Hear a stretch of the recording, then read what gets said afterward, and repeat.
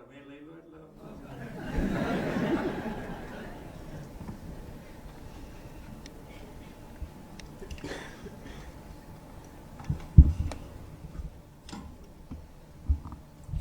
રાજ્ય સરકારના જળ સંપત્તિ વિભાગમાં વર્ક આસિસ્ટન્ટ વર્ગ 3 માં પસંદગી પામેલ ઉમેદવારના નિમણૂક પત્ર યુનાયત કાર્યક્રમમાં આપણી સૌની સાથે મંચ ઉપર ઉપસ્થિત મારા સાથી મંત્રી શ્રી કુંવરજીભાઈ બાવળિયા, શ્રી મુકેશભાઈ પટેલ, આજ વિસ્તારના ધારાસભ્ય શ્રીમતી રીટાબેન પટેલ,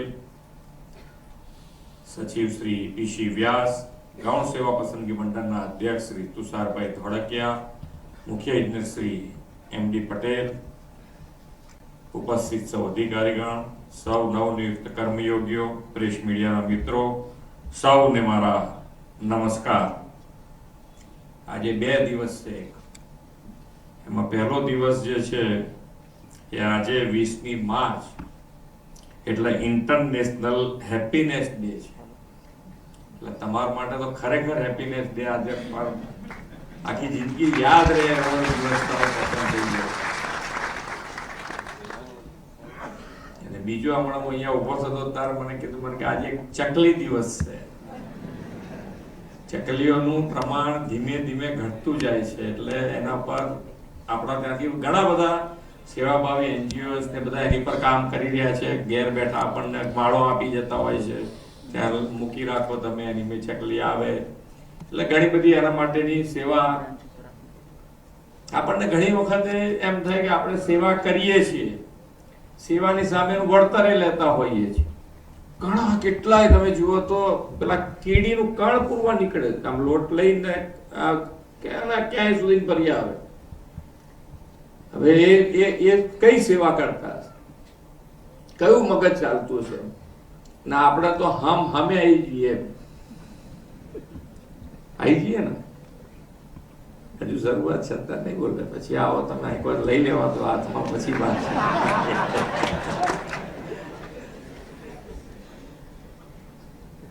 એક બા ત્યાં બેઠા છે, હું ક્યારનો જોઉં છું.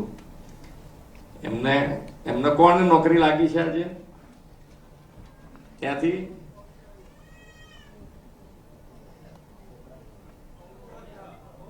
પૌત્ર ને. ઓહો, જુઓ કેટલો આનંદ છે. તો અહીંયા બેઠા છે. ક્યાંથી આયા છો? ઓલપાડ થી. ઓહ, જો મુકેશભાઈ તમારી બાજુના છે.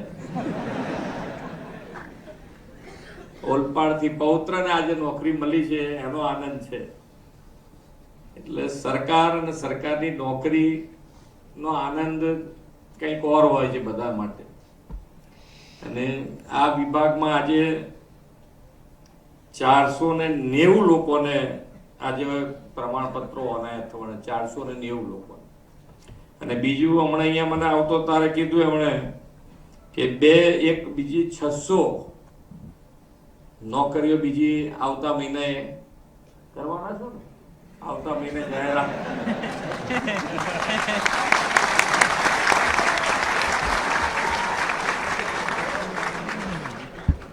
ધોળકિયાજીને કહીએ કે તમે તૈયાર રહો. રોજ એક પરીક્ષા લેવાય એવું છે, રોજ એક પરીક્ષા લેવાય એવું છે. આપણે કીધું છે બધા સરકારી નોકરી જેટલી ખાલી છે બધી ભરી દો.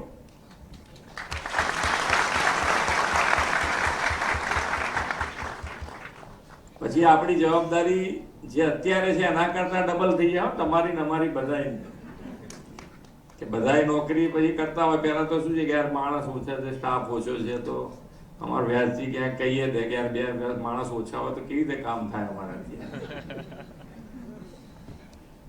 પણ પછી કોઈથી કહેવાશે નહીં કે ભાઈ હવે તો સ્ટાફ પૂરતો છે, હવે કોઈ જગ્યાએ કામની ઉણપ ચાલશે નહીં.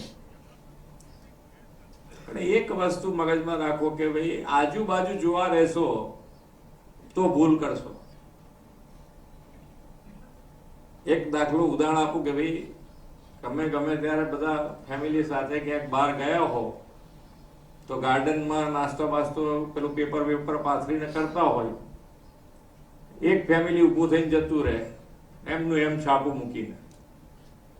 આપણે હજુ બાકી હોય, આપણું પતી જાય નાસ્તો બાસ્તો, એટલે પછી આપણને શું વિચાર આવે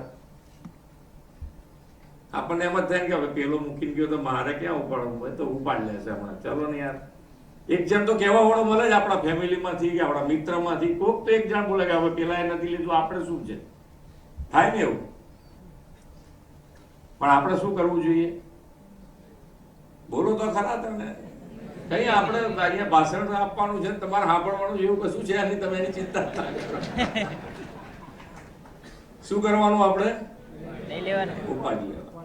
આટલું એટલે કેમ તો કે આજુબાજુ આપણે જોવાનું થતું નથી, કોણ ગંદકી કરે છે, કેવી રીતે કરે છે, બધી જોવા જઈશું તો આપણે આપણું બગાડી નાખીએ. એટલે હું જે કહેવા માંગુ છું એ બી મગજમાં ઉતરી ગયું હશે.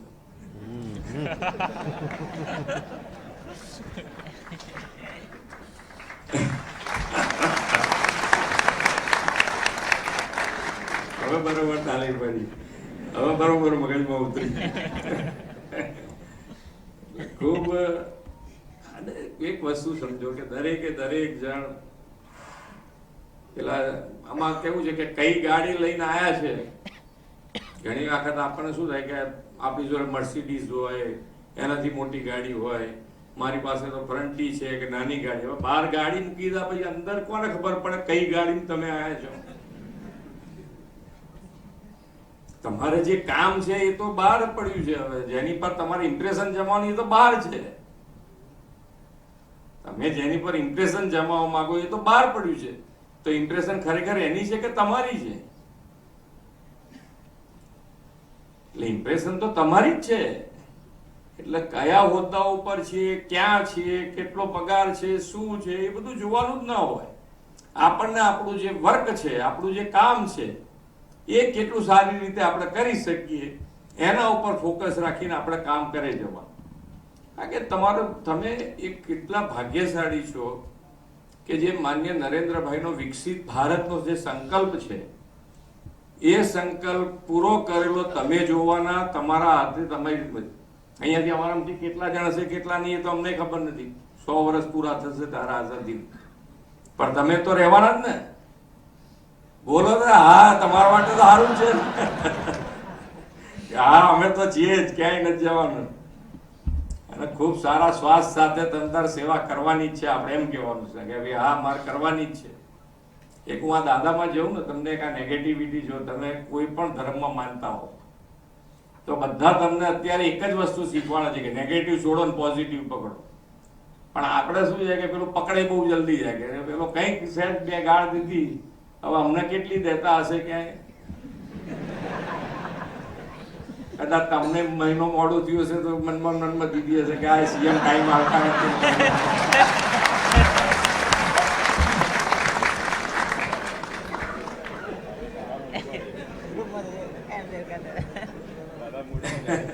તો ઉશ્કેરાટ આવે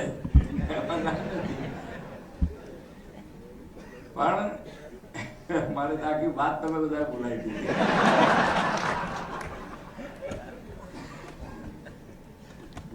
કોઈ સારું બોલશે, કોઈ ખરાબ બોલશે, એ બધું ચાલ્યા જ કરવાનું છે. એમાં આપણે વિચલિત નહીં થઈ જવું જોઈએ. પણ એક વસ્તુ છે કે ભાઈ આપણે કામ કરવા બેઠા છીએ. સરકારમાં લોકોને કેમ આપણા માટે નાની મોટી ધૂણા ઊભી કેમ થાય છે આપણા માટે? તો કે આપણે હંમેશા નિયમ બતાવવા રહીએ, કાં તો ધક્કો ખવડાવવાનો પ્રયત્ન કરીએ, એના માટે થઈને એ લોકોને આપણા માટે પેલું આપણે બેઠા છીએ, સવારથી આવી ગયા છીએ, ટાઈમસર આવી ગયા છે. તો સામેનો વ્યક્તિ જે આ ઓફિસનું કામ 2 દિવસ કે 2 કલાક મોડું વહેલું થાય કે તમારા ઉપર ફાઇલ મોકલવાની છે એ તો 1 કલાક મોડી થાય, પણ જે વ્યક્તિ આવ્યો છે એની વાત સાંભળીને એનું કામ જો ત્યાં પૂરું કરી દો તો કેટલો આનંદ થાય પેલા. તમને કોઈ ધક્કો ખવડાયો હોય તો તમને ડબલ ગુસ્સો આવે. કેમ? કારણ કે તમે તો ગવર્મેન્ટમાં છો. ચાલો હું ગવર્મેન્ટમાં છું તોય મારું સાંભળતો નથી.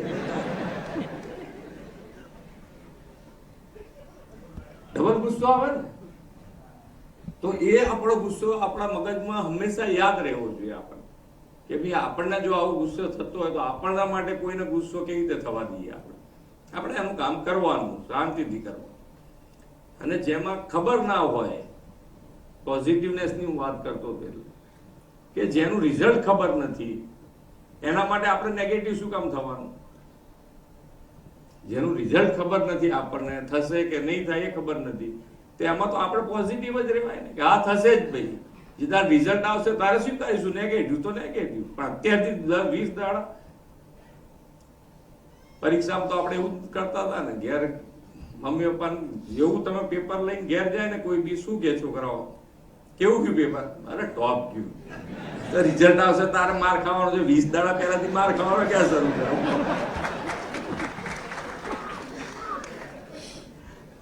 કારણ કે ઘેર તો બધા એક જ સરખું હોય. તમારા મારા બેમાંથી કોઈના ઘેર જુદું ના હોય. આપણે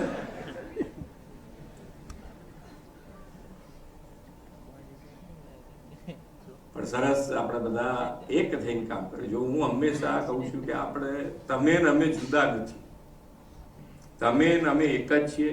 તમારા ઉપર કોઈ આકરી કરે એટલે મારા ઉપર કર્યા બરોબર સમજીને હું ચાલું છું, તમે ચાલો કે ના ચાલો.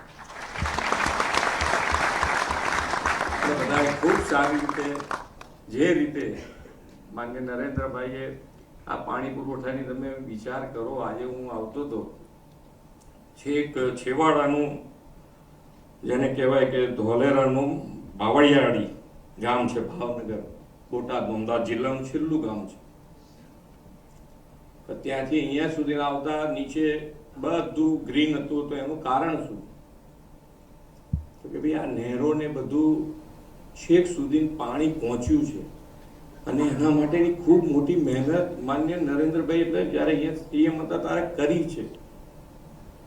અને એટલે આજે આપણને બધા એમને પણ આપણે બધાએ શું છે કે થોડું થોડું જેમ જેમ જૂનું થાય ભૂલતા જઈએ, નવું પકડતા જઈએ એટલે આપણને તકલીફ. પણ થોડુંક જૂનું યાદ કરીએ તો આપણને તકલીફ ઓછી પડે કે કેટલી મહેનત કરવી પડી હશે. એ વખતની જિંદગી આપણી કેવી હશે? જે અહીંયા મેં કીધું વડીલો બધા બેઠા છે, એમને પૂછો તો ખરા કેવી પરિસ્થિતિ પાણી માટેની. આજે પાણી છે આપણી પાસે પાણી છે તો એનો વપરાશ કેવો હોવો જોઈએ, કેવી રીતે વાપરવું જોઈએ. અને આજે વિઝનરી લીડરશિપ આપણને મળી છે એનો લાભ લેવો જોઈએ આપણે કે ભાઈ એ જ્યારે આટલું બધું વર્ક કરતા હોય દરેકે દરેક વસ્તુમાં એમનું ધ્યાન છે. ધંધા રોજગારની સાથે સાથે નાનામાં નાની વસ્તુ સ્વચ્છતા સુધીનું એમનું ધ્યાન હોય છે. તો આપણે પણ એની અંદર જેટલો સહયોગ અપાય એટલો કરવો જોઈએ કે ભાઈ પાણી વાપરો એનો વાંધો નથી, પણ પાણી વરસાદ પડે છે તો વરસાદનું પાણી કેવી રીતે જમીનમાં ઉતરે એનો સંગ્રહ કેવી રીતે કરી શકાય એના માટે કેચ ધ રેન આપણો પ્રોગ્રામ ચાલે છે. એની અંદર કેવી રીતે સહભાગી આપણે થઈ શકીએ એનો પ્રયત્ન કરી શકીએ. ગ્લોબલ વોર્મિંગની વાતો કરતા હોય એમાંથી નીકળવાનો કોઈ બીજો ઉપાય જ નથી. જેટલી ગ્રીન કવરેજ વધારીશું એટલું જ આપણા માટે કામનું છે. તો ગ્રીન કવરેજ જેટલું વધારવા માટે શું કરે તો ઝાડ ઉગાડવા જ પડે. એના માટે પણ ખૂબ સુંદર એક સંવેદના સાથેનો અભિયાન એક પેડ માં કે ના. એક પેડ તમે જ્યાં તમારી પાસે જગ્યા હોય ત્યાં લગાડવાનો પ્રયત્ન કરો અને ઉછેરો. અને આમાં એક વસ્તુ સમજો કે માન્ય નરેન્દ્રભાઈએ જે કીધું છે એ કાર્ય મંત્ર બની ગયો છે બધા માટે અને સારી જ વસ્તુ છે. દરેક જણ કહે છે, દરેક સમાજ પણ કહે છે કે સૌનો સાથ, સૌનો વિકાસ, સૌનો વિશ્વાસ અને સૌનો પ્રયાસ. એટલે આપણા બધાનો પ્રયાસ અંદર ભળે તો જ એની અંદરથી ઝડપથી બહાર નીકળાશે. એક પેડ માં કે નામ કરાયું છે. સ્વચ્છતા તો રાખી જ શકાય, એમાં તમે આપણે ગંદકી ના કરવાની. બસ આપણા સ્વભાવમાં બધી વસ્તુઓ વણાયેલી હોવી જોઈએ. એટલે આ બધામાં પણ એટલું જ આપણે સહયોગ કરીએ અને જે માન્ય નરેન્દ્રભાઈનો વિકસિત ભારતનો સંકલ્પ છે એના માટે આપણે સાથે મળીને વિકસિત ગુજરાત માટે આગળ વધીએ. આપ સૌને જેને જેને આજે પ્રમાણપત્રો એનાયત થવાના છે, કદાચ આજે હાજર છે નથી હાજર, એ બધાને ખૂબ ખૂબ અભિનંદન, ખૂબ શુભેચ્છાઓ પાઠવીને વિનવું છું. ભારત માતા કી જય, વંદે માતરમ, જય જય કરી.